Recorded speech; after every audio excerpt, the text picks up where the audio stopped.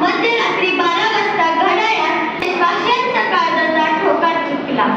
शेकडो वर्षांनी माझा भारत देश गुलामीची शृंखला सोडून मुक्त झाला आणि याच दिवशी एका नव्या युगाचा, एका नव्या पर्वाचा आणि एका नव्या लोकराज्याचा प्रारंभ झाला. म्हणूनच तो क्षण, ती रात्र आणि तो दिवस भारतीय इतिहासात सर्वात मौल्यवान आहे. भारत हा नैसर्गिक साधन संपत्ती व खनिज समृद्ध देश आहे. माती हिमालय उभा आहे, पायी सागराच्या लाटा सळसळ करत आहेत. आपल्या देशामध्ये गंगा, यमुना, ब्रह्मपुत्रा यांसारख्या रक्तवाहिन्या वाहत आहेत. पक्षी आकाशात उंच भरारी घेत आहेत. सैनिक देशाची सेवा डोळ्यात तेल घालून करत आहेत. शेतकरी लोकराजा बनलेला आहे. आपल्या भारताला पौराणिक व ऐतिहासिक वारसा लाभलेला आहे. एकूणच आपला भारत देश सुजलाम सुफलाम आहे, सुजलाम सुफलाम आहे. आपला भारत देश प्रगतीकडे चाललेला आहे, परंतु प्रगतीच्या वाटचालीत तो अधोगतीकडे झुकला गेलेला आहे. याचे कारण म्हणजे आजची युवा पिढी. नको गुलामी नक्षत्रांची, विद्या आंधळ्या ताऱ्यांची, आयुष्याला भिडता नाही चैन करावी स्वप्नांची. ज्याचे पाय असावे जमिनीवरती, आकाश कवेत घेता नाही, हसू असावे ओठावरती, काळीच काढून देताना. संकटातही ठणकावून सांगा, अरे ये बेहत्तर, नजर रोखुनी नजरेमध्ये आयुष्याला द्यावे उत्तर, आयुष्याला द्यावे उत्तर. दररोज वर्तमानपत्र असो किंवा दूरदर्शनावरील बातम्या, विनयभंग, बलात्कार, आत्महत्या, अत्याचार यांसारख्या बातम्या आपल्याला सहज पाहायला मिळतात. अरे कुठे आहे तो युवक जो स्वामी विवेकानंदांच्या स्वप्नातील भारत घडवणार होता?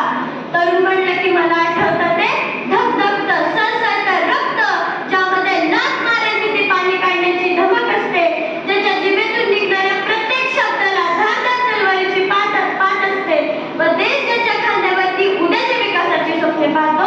खरंच तो तरुणाचा सक्षम राहिला आहे का?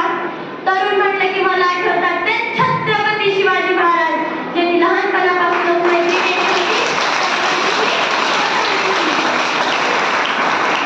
ज्यांनी लहानपणापासूनच मैत्री केली होती तलवारीशी व ढालीशी.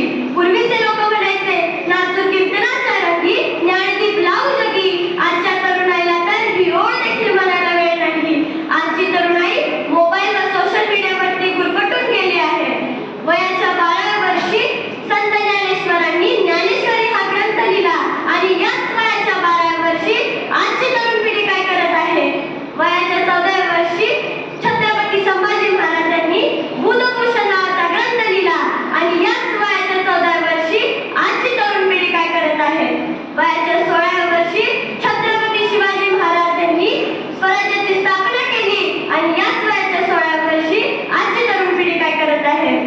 स्वामी विवेकानंद म्हणतात, मला 100 तरुण आणून द्या, मी देश बदलवून टाकेन. खरंच त्या तरुणांमध्ये एवढी ताकद आहे का? मग ही ताकद जाते तरी कुठे? तर सोशल मीडियामध्ये, मोबाईलमध्ये, व्यसनाधीनतेमध्ये. या गोष्टींमुळे आजची तरुणाई इतकी बिघडली आहे की ते जणू माणुसकीच विसरले आहे. पैशाच्या मागे धावत सुटला, जगायचं कसं हेच विसरला.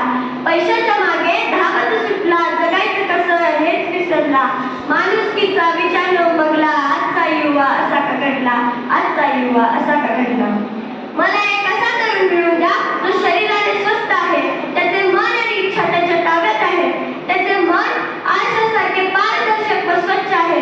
तर या जगात कुठलाही चमत्कार करून दाखवील असे थॉमस हक्सले ठामपणे म्हणतात. खरं आहे, जगाला विकसित करणारा एक